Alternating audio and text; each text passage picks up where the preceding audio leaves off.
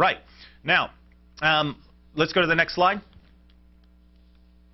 The concept of jihad. By the way, we are shortening this a bit. He had a presentation on the 5 pillars of Islam and all sorts of topics included in this presentation, but we want to focus on the slides that are most relevant. And you can find that, by the way. Don't take our word for it. Go to different sites on the internet, different news sites. You can find this PowerPoint presentation available on the computer. So you go find it if you doubt this is exactly what he did. And by the way, I think I'm going to start using this as a PowerPoint presentation when I speak about Islam, because this is very, very good.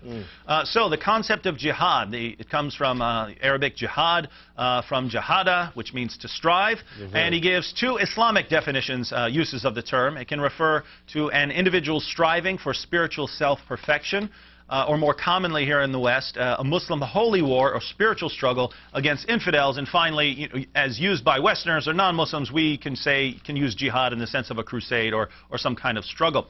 Now, notice down at the bottom, struggles inside oneself are termed the greater jihad, and struggles with outside forces, the lesser jihad. It's called greater because you're constantly fighting a jihad against inner desires and so on, whereas the struggle against outside forces is occasional. Quick question for our viewers. Notice he said on there that Islam, jihad is a holy war or spiritual war. Can I see that slide that you have there? Is a holy war or spiritual war, the previous one that you just had. What does that mean then?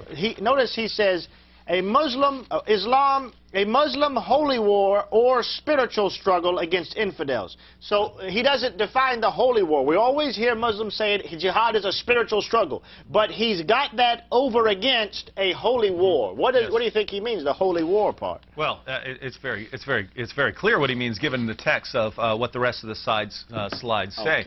Okay. He's right on the money on what these texts teach. Go ahead to the next slide.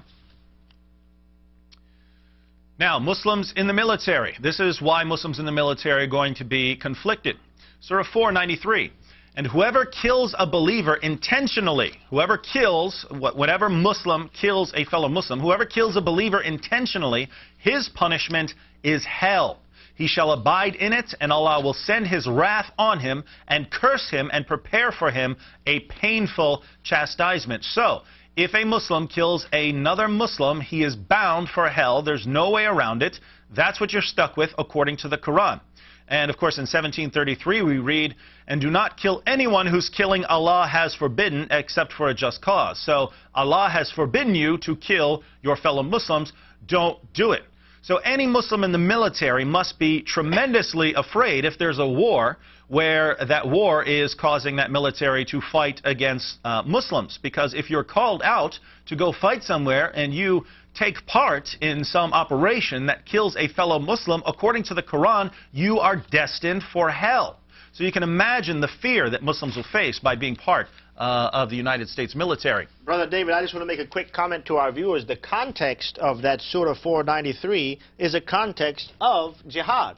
Because in 489 it talks about the munafiqun, those who refuse to forsake their homes and go in the way of jihad. And then 495, that's the verse before. The verse after 495 talks about there's 2 different grades of believers. Those who stay at home and then those who go and fight jihad. So I want people to realize this isn't out of context. This is the context of jihad.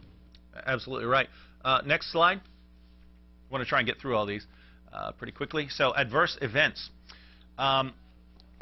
This is important because later on he says we need to allow Muslims to leave the military because of adverse events. So what does he mean by adverse events? Well, he refers to things like Hassan Akbar from the 101st Airborne Division, who threw grenades, killing and wounding his fellow soldiers.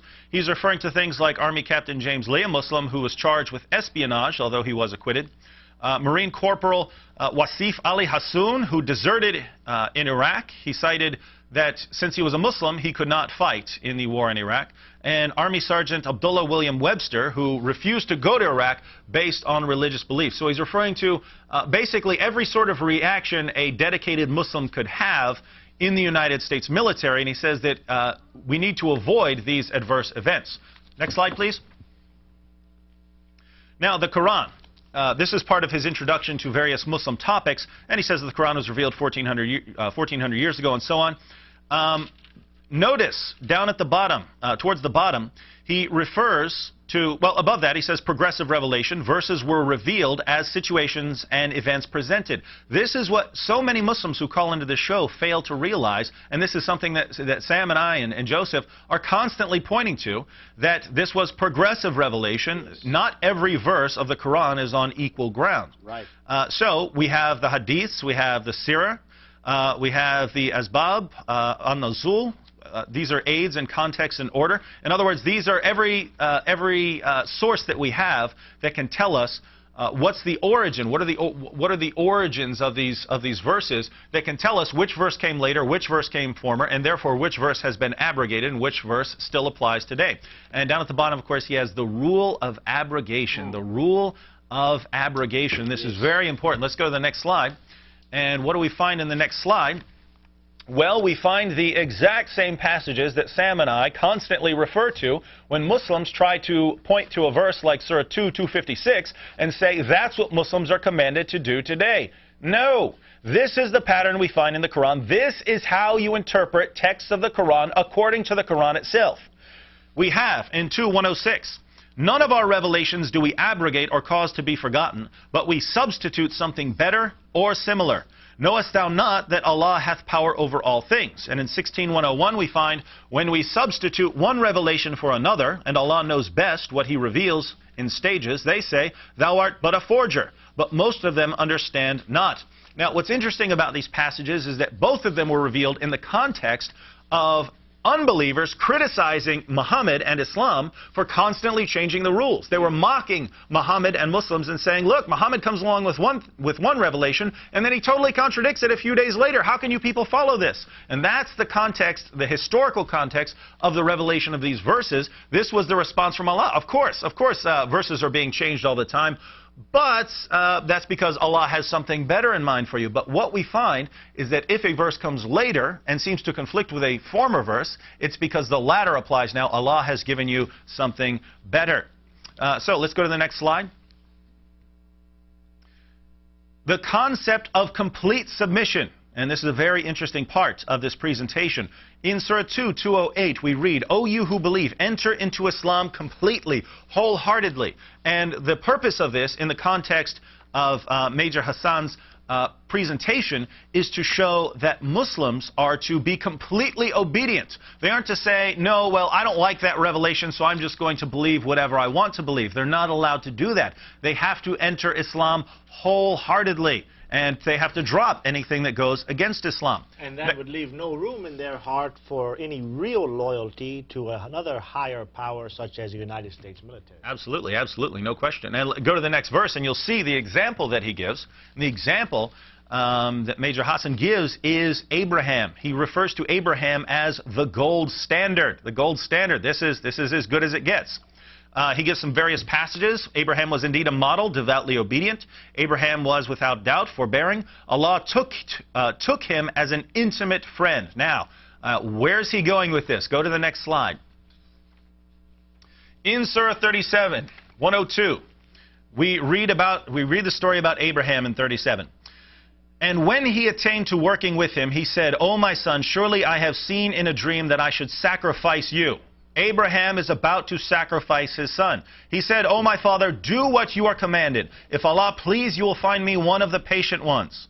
And what does it say about Abraham? Because of his willingness to obey God in sacrificing his own son, most surely this is a manifest trial, and we perpetuated praise to Abraham among the later generations. Praise for what? For his willingness to obey God, even if it involved killing someone who was very close to him. Peace be on Ibrahim. Thus do we reward the doers of good. Surely he was one of our believing servants. So what's the point of this text for Major Hassan? The point is you have to be willing to follow Allah, even if He commands you to do something like kill your own children. You have to obey Him no matter what. So if you're confronted with a command of Allah and it commands you to do something you don't like, you obey it anyway.